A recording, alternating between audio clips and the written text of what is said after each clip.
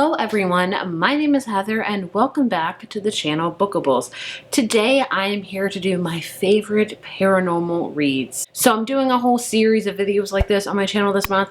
I've already done one called Witchy Reads. So I will not be talking about any witchy books in this video because I've already done that. So if you want recommendations for just witchy books, please look on that one. Also not be talking about any vampire books because that video will be coming out very, very soon. So we're going to talk about paranormal books, and basically I've kind of broke it down to two different categories. I have one which is haunted houses, like sort of haunted houses, hotels, anything where something kind of supernatural is going on in the house. And then I have kind of my creature features, books that are kind of about creatures in the night or just kind of creatures in general. So they all have kind of a spooky paranormal aspect to them.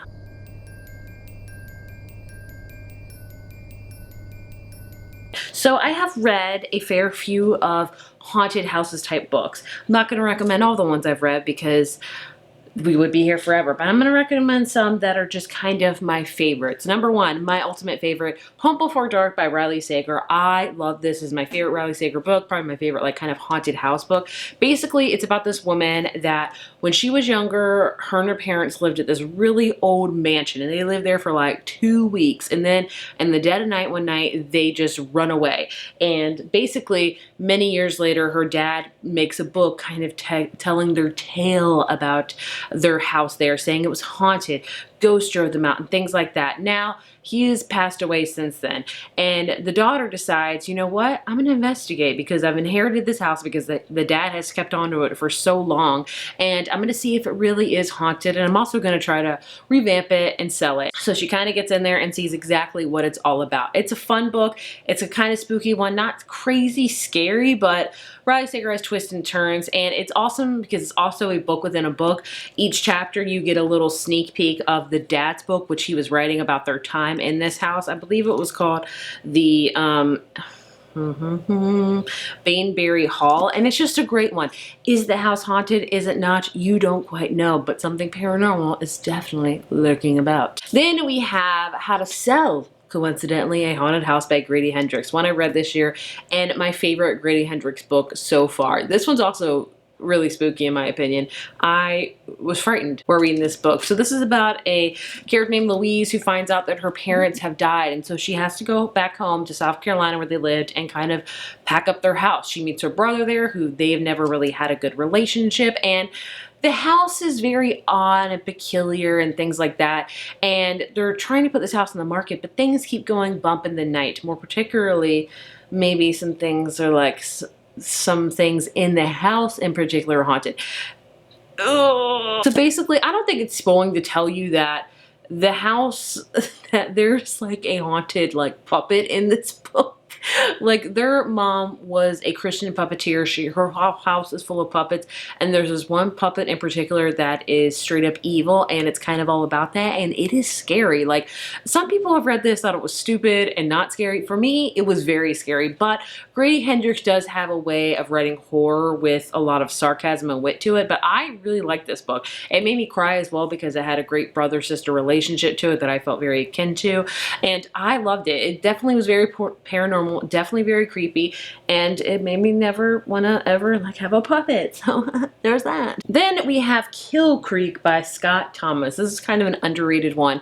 This is about 4 authors that get an opportunity to be interviewed in this house called Kill Creek. That's like the world's most notoriously haunted house. And we follow one main character, Sam, who is a best-selling horror author, and they spend Halloween night in one of the world's most famous haunted houses. And what begins as a simple publicity stunt will become a fight for survival. The entity that they have awakened will follow them, torment them, threatening to make them a part of the bloody legacy of Kill Creek. Like the first half of this book, not scary at all. The second half, woo, the haunted house picks up severely, and it is intense, and it is a great one. Perfect time to read it near Halloween. Would highly recommend it. Then we have The September House by Carissa Orlando. I read this one, coincidentally enough, last month in September, and it's a great one. It's not super spooky, but it is predominantly about a haunted house. We have a character named Margaret, and her husband have always dreamed of owning their own home, and like a beautiful Victorian home. And what do you know? One falls on the market, an amazingly insane price, like too good to be true, because it is. And so they move in and quickly they learn that this house is not normal. This house is straight up haunted. There are ghosts everywhere. Every September, the walls will drip blood. Like they'll start from the 3rd floor and drip continuously for the whole month of September. And even in that, like moaning and screaming is happening every night in September. There's an evil entity in the basement. They can't ever go in there. And it's like, you know, it's enough to drive Margaret's husband away. But Margaret's like, no. I've waited years to own my own house, and this is a beautiful house, and I'm not leaving. And it's all about her with this house. And it's not scary because it's told from the point of view of Margaret. And when you first start out with this novel, Margaret has already lived in this house a few years. So she's lived through quite a few Septembers. So she is used to all of these ghosts. She's used to the blood. She's used to all of this. So you're reading it through her perspective. So you're not scared either because she's really not scared.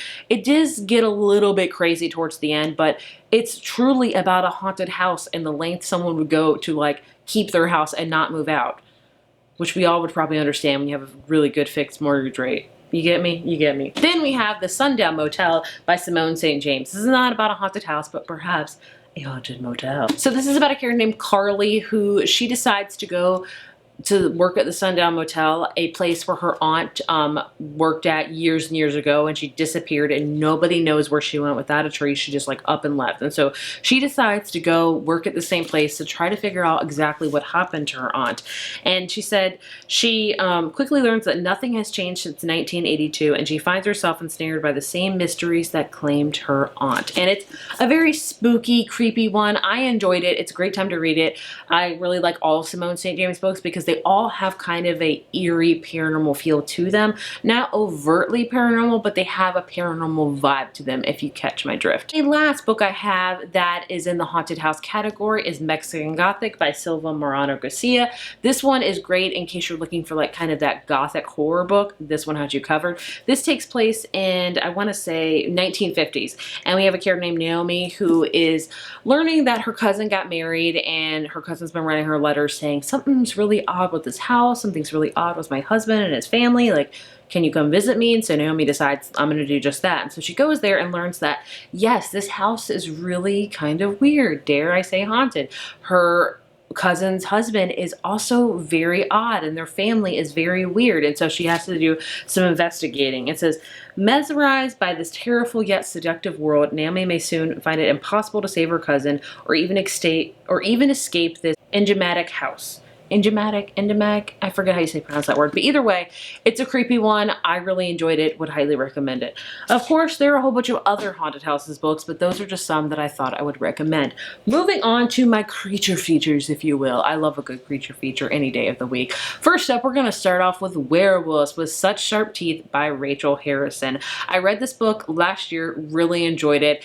It is about a girl that has a twin sister, learns that her twin sister's pregnant, so she decides to go home to help her through her pregnancy and things like that. And on the way to driving back home on these very dark country roads, she hits a dog. Only, you can put the dots together, it's not quite a dog, it's a werewolf. And what do you know, our girl gets bit and things start really changing for her. She's, you know, becoming a werewolf. And so it's all about her navigating that while also helping her sister through this pregnancy, while also having a second chance of love. With all of Rachel Harrison's books, they're all classified as horror, but they're kind of in the same vein as Grady Hendrix, where they're not super scary, but they're definitely paranormal and have some aspects to them. But I really love the progression of this girl turning into a werewolf. Like, she was like, what the hell's going on? Like, you know, as we all would. But I really enjoyed it and would recommend it. Since we're on Rachel Harrison, we're going to talk about her newest book, Black Sheep. This one is paranormal in the aspect where it's about kind of like a devil cult. We have a character named Vesper who has grown up in this religious cult where they worship the devil, you know, and she decides to leave it at 18. Who should blame her but no one. And it's been 7 years since, and she gets invited to her cousin's wedding back on this farm. And she finds out her cousin's marrying Vesper's first love, and she's like, what the heck? And so she goes back. Things are not quite what they seem. Things are a little bit darker and intense more than usual, you know, darker isn't, I don't know how much darker you can get when you're like in a devil satanic cult. I don't know, but it gets creepy and it gets hilarious. It's a fun one. Is it overly scary? No, but it definitely has a lot of paranormal vibes into it, which is why it's in this video. Maybe those aren't your jam, but maybe demon possession is. I feel like, who am I talking about this? My Best Friend's Exorcism by Grady Hendrix will have you covered. I love this one. I will never get rid of the cover of this book because it's like a 80s VHS tape and I am freaking here for it. This is about two characters, Abby. This is about a character named Abby who, she has a best friend and she has a best friend named Gretchen, and they're all hanging out one night, hanging out in the woods, and Gretchen just kind of goes off and disappears. And when Gretchen comes back, what do you know? Gretchen is, she's very odd. She's being weird. You know, she's possessed by a demon. And so it's all about the lengths of friendship, what Abby will go to with her friendship with Gretchen to save her, and how to exorcise this demon out of her. It is bananas. It is funny, like Grady Hendrix, you know. And they also have an adaptation of this, which I think it was a somewhat true adaptation. It didn't quite capture the gist of the book, but they got the 80s, they got the demonic possession. It was interesting, I'll say that. It's a fun one. If you want like an 80s kind of classic horror type of book, I would recommend this one. Oh, in case you want not spooky but romance, we have Angelica Frankenstein finds a match, makes her match, I forget, by Sally Thorne. This is a perfect time to read it near Halloween. It's all a take on kind of Frankenstein. We follow Frankenstein's sister Angelica. She's kind of in the same kind of laboratory as Victor Frankenstein, and she's like concocting her own because she wants to be married. So she like finds a body with different pieces and she puts them together, and you know, things go a little haywire, but it's romantic. It's set in old times, the 1800s, and it's really fun.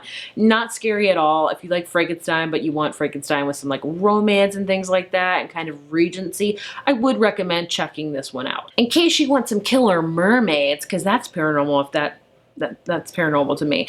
Into the Drowning Deep by Myra Grant will have you covered. This one scared the crap out of me. So this is about this, years ago, this documentary crew got together and they got on a boat and they're like, you know what, we're gonna go find these killer like mermaids. And so they go and they never come back. So now many years later, the sister of like one of those people on the boat learns of another excursion is gonna happen on a boat. They're actually gonna go out there and try to retrieve the boat, figure out what happened to these people, while also still trying to figure out if there's killer mermaids as everyone says there are. And so she goes, and obviously they do find killer mermaids, and it gets intense, like it gets scary. This is sci-fi, so there is a lot of talk with sci-fi jargon and things like that, which I don't love because I'm not very science heavy, but the killer mermaids were definitely killer. They were scary. They were creepy. Would highly recommend this book. Super creepy. If you want to save it for summertime, I understand, but it's also great to read it around fall too, because like mermaids, killer mermaids. And then, I mean, technically, this is not very spooky at all, but it is Creature. Fourth Wing by Rebecca Yarros does feature a lot of dragons in it. In case you want to read about dragons in particular, I'd recommend it. It's like, it's not like scary at all. It's not like a spooky read, but it is like part of the Creature features. And then we also have Dead 11 by Jimmy Giuliano. I didn't know where to put this one at.